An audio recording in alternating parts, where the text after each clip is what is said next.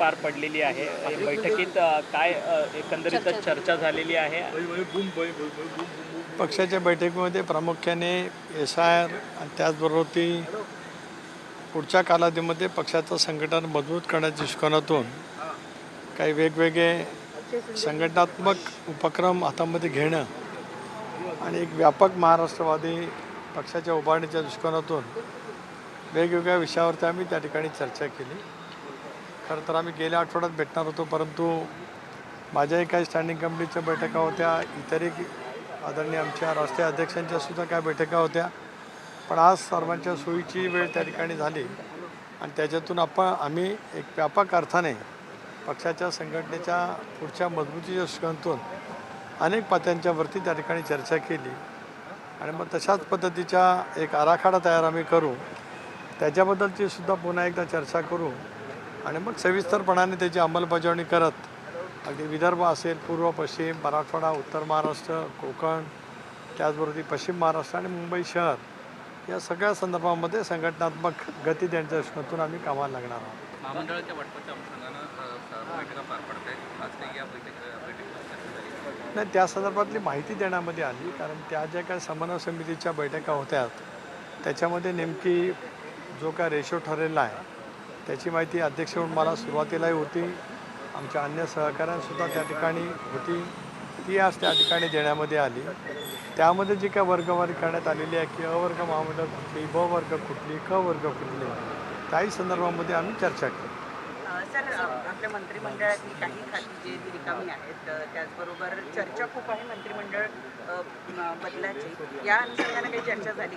नाही, मंत्रिमंडळ बदलाचा विषय याच्यामध्ये काही कुठली चर्चा नाहीच, येण्याचा काही संमत नाहीच, कारण तो विषय शेवटी 3 पक्षाचं सरकार असल्यामुळे माननीय मुख्यमंत्री महोदयांच्या अखत्यारीतला तो विषय आहे आणि तशाच पद्धतीचं जर का असेल तर मग ती चर्चा महायुती म्हणून वरिष्ठ पातळीवरती त्या ठिकाणी होईल. सचिदानंद सिंह यांनी पुन्हा एकदा रिमाइंडर पाठवलेला आहे, नियुक्तीवरती प्रश्नचिन्ह उपस्थित केले. या संदर्भामध्ये सुद्धा चर्चा आम्ही जरूर त्या ठिकाणी केली आणि कायदेशीर सल्ला घेऊन त्यांच्यावरती जी काय कारवाई करायची आहे ती कारवाई करण्याच्या दृष्टिकोनातून सुद्धा आम्ही काही निर्णय त्या ठिकाणी घेतले, पण ती कायदेशीर सल्ला घेऊन या संदर्भातली पुढची पावलं त्या ठिकाणी उचलली जातात. पक्षामध्ये दुफळी जी निर्माण झालेली होती ती आता एकसंध झाली आहे का? कारण की ज्या पद्धतीने गेल्या काही आपण दिवसांपासून पाहत होतो की वेगवेगळ्या बैठकांचं सत्र सुरू होतं, आता मात्र पक्ष एकसंध आहे का? तुम्हाला कोणी सांगितलं दुफळी होती म्हणून? तुमच्या कल्पनेतली दुफळी असेल तर तिचं उत्तर मला देता येणार नाही. पक्षामध्ये कधीच दुफळी नव्हती, पक्ष एकसंघ आहे. वहिनींच्या राष्ट्रीय अध्यक्ष आहेत, त्याच्या नेतृत्वाखाली पक्षाचं काम राष्ट्रीय पातळीवरती असो, राज्य पातळीवरती असो, एकत्रितपणाने आम्ही त्या ठिकाणी करतो आहोत आणि याच्या पुढे अधिक निर्धाराने आम्ही करणार आहोत. आजच्या बैठकीला प्रशांत किशोर पण काही प्रेझेंटेशन केलं असं म्हटलं जातं, खरं आहे का? नाही, काय आजच्या बैठकीला होते का? नाही. सचिदानंद सिंह यांना जे काही आक्षेप घेतलेले आहेत ते मान्य आहेत का? आणि ज्यावेळेस तुमची राष्ट्रीय अध्यक्षपदाची निवड झाली त्यावेळेस तुमची असेल किंवा फोटो पडायला देखील त्यावेळी ऐनवेळी घोषणा झाली असं त्यांचं म्हणणं त्याबद्दल काय म्हणतं? या संदर्भामध्ये सुद्धा आमची कायदेशीर सल्ला घेऊन सचिदानंद यांच्या विरोधामध्ये जी काय कारवाई करायची असेल पक्षाच्या संदर्भामध्ये ती कारवाई त्या ठिकाणी करण्याचं आम्ही एकमताने ठरवलेलं आहे. नगरसेवक निधीवर वाद सुरू आहे, त्याच्यावरनं पुण्यामध्ये नगरसेवक निधी दिला जात नाही यावरून जो काही वाद सुरू आहे त्याच्यावर सुनील तटकरे असं म्हणाले की संजय राऊत असं म्हणाले की स्वतःला अजित पवारांचा वारसा म्हणणाऱ्या लोकांनी आता तोंड उघडलं पाहिजे, आता बोललं पाहिजे, त्यांच्यावर अन्याय होतोय हे त्यांनी सांगितलं पाहिजे. संजय राऊतांच्या फुकटच्या सल्ल्याची गरज नाही असं मी अनेक वेळेला अनेक विषयांच्यावरती बोललो. या वतीमध्ये त्यांनी सल्ला देण्याची गरज नाही. राष्ट्रवादी काँग्रेस पक्षाच्या नगरसेवकांचा जो हक्क आहे, आम्हाला जो त्या ठिकाणी निधी मिळाला पाहिजे तो निधी मिळालाच पाहिजे. या विषयावरती आम्ही निश्चितच मुख्यमंत्री महोदयांच्याजवळ पुढच्या आठवड्यात वेगवेगळ्या प्रश्नांच्यासाठी ज्यावेळेला भेट घेणार आहोत त्याला या विषयाच्या वतीमध्ये सुद्धा आग्रहाने पक्षाची भूमिका आम्ही त्या ठिकाणी मांडू. राहुल गांधींचा दौरा आहे, छात्रवृत्ती नावाचा कार्यक्रम केला जातो, याच्यावरनं भाजप विरुद्ध काँग्रेस मोठ्या प्रमाणामध्ये पुण्यात यावरनं वाद सुरू आहे. भाजपच्या नेत्यांचा असा आरोप आहे की विद्यार्थ्यांचं हे ज्यावेळेस बोलत आहेत त्यावेळेस मोठ्या प्रमाणात पैसे देऊन त्यांना निमंत्रण दिलं जात आहे.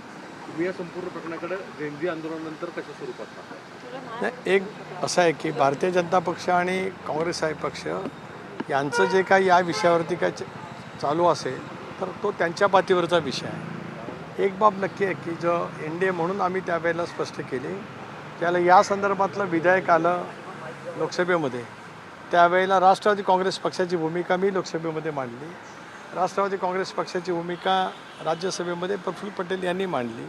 त्यामुळे सरकारच्या भूमिकेची सुसंगत, पण या तरुणांच्या मनातल्या ज्या काही भावना आहेत त्या आज केंद्र सरकार ज्या पद्धतीने समजून घेत आहे, त्याची व्यापकता त्यांनी समजून घेण्याची वाढवलेली आहे.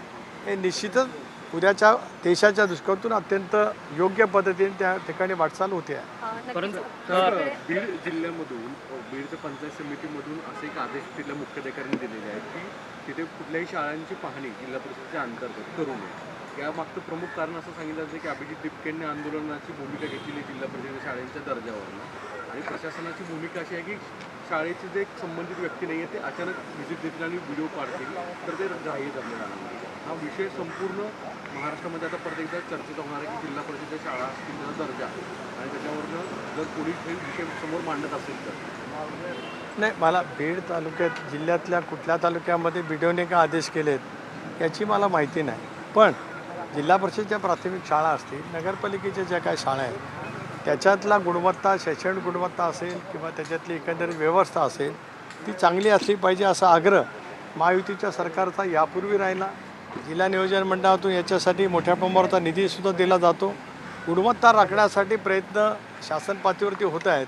त्याला जर का अधिक गती द्यायची आवश्यकता असेल तर ती दिली जाईल. तटकरेंनी पालकमंत्री पदावरून काल एका अंगणवाडी सेविकेनं जो व्हिडिओ काढलेला होता तिला आधी निलंबित करण्यात आलं आणि त्यानंतर त्याचं निलंबन मागे घेण्याची कारवाई सुद्धा झालेली आहे. लहान मुलांना दिला जाणारा पोषण आहार जो आहे तो अत्यंत निकृष्ट दर्जाचा आहे म्हणून तिने एक व्हिडिओ केला आणि त्यावरून तिचं निलंबन झालं होतं. आता मान्य आहे की ते निलंबन मागे घेतलं, परंतु लहान मुलांसाठीचं जे पोषण आहार आहे त्याच्या दर्जाबद्दल त्यातून एक नवीन प्रश्न निर्माण झाला. लहान मुलांना अंगणवाडीमध्ये असो किंवा शाळेमध्ये दिलं जाणार असो, पोषण आहार असो, हे अतिशय गुणवत्ता पद्धतीचं दिलं गेलंच पाहिजे अशी राष्ट्रवादी काँग्रेस पक्षाची आणि आमच्या सर्वांचीच महायुतीच्या सरकारची भूमिका त्या ठिकाणी आहे. अशा वेळेला त्याच्यामध्ये काही त्रुटी आढळल्या तर जे पोषण आहाराचा पुरवठा करत असतील त्यांच्यावरती कारवाई झाली पाहिजे अशी आमची स्पष्टपणाची भूमिका आहे. पदावरून तटकरेंनी श्रेय घेऊ नये असं महेंद्र दळवी म्हणतात आणि इतका उशीर का झाला असा सवाल त्यांनी केला. त्यांनी काय बोलावं हे उत्तर द्यायला मी बांधील नाही. मला माझा दर्जा, माझी गुणवत्ता, माझं स्थान मला कळतं. मला त्यांनी या विषयावरती काय बोलावं आणि मी त्याच्यावरती उत्तर द्यावं एवढं मी महत्त्व देऊ इच्छितो. धन्यवाद. ठीक आहे, थँक्यू. राष्ट्रवादी काँग्रेस पार्टी की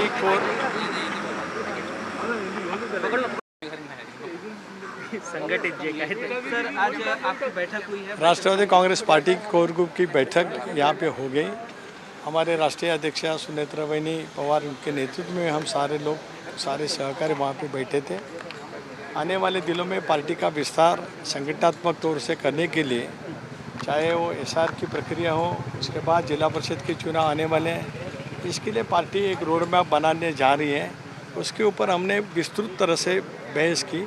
फिर दोबारा इसके बारे में हम बैठेंगे और उसके बाद पूरे महाराष्ट्र व्यापी राष्ट्रवादी कांग्रेस पार्टी की संगठन मजबूत करने की प्रक्रिया पूरी ताकत से वैनी के नेतृत्व में हम सारे करेंगे. राहुल गांधी जी कल पुणे में यात्रा कर रहे हैं, छात्रों से बात कर रहे हैं, उसे लेकर क्या कहना चाहेंगे? देखिए, उसके बारे में मैं कुछ टिप्पणी नहीं करना चाहता हूँ, क्योंकि छात्रों के लिए केंद्र सरकार के माध्यम से जो कुछ विधेयक लाया गया था उसके बारे में राष्ट्रवादी कांग्रेस पार्टी की भूमिका सांसद के नाते मैंने लोकसभा में पेश की. राज्यसभा सांसद के नाते हमारे नेता प्रफुल्ल भाई पटेल ने भी वहाँ पे पेश की. भारत सरकार उनके सब जो सवाल है, उनके जो मन में जो कुछ भावनाएं हैं उसके बारे में काम कर रही है, और ज़्यादा ध्यान रखने की आवश्यकता होगी तो सारे हम मिलकर वहाँ पे दे देंगे. वंदे मातरम का जिस तरीके से विरोध कर रही है तो कांग्रेस, उसको लेकर क्या कहना चाहती है? देखिए, मैं तो यही कहना चाहता हूँ कि वंदे मातरम इसका जो विधेयक है वो लोकसभा में पारित हो गया है. जब उसके बारे में बहस करने की सब सांसदों को एक संधि उपलब्धि थी, अभी उन्होंने ली नहीं उसमें, तो अभी जो कुछ हो गया है उसका पालन उन्होंने करना चाहिए.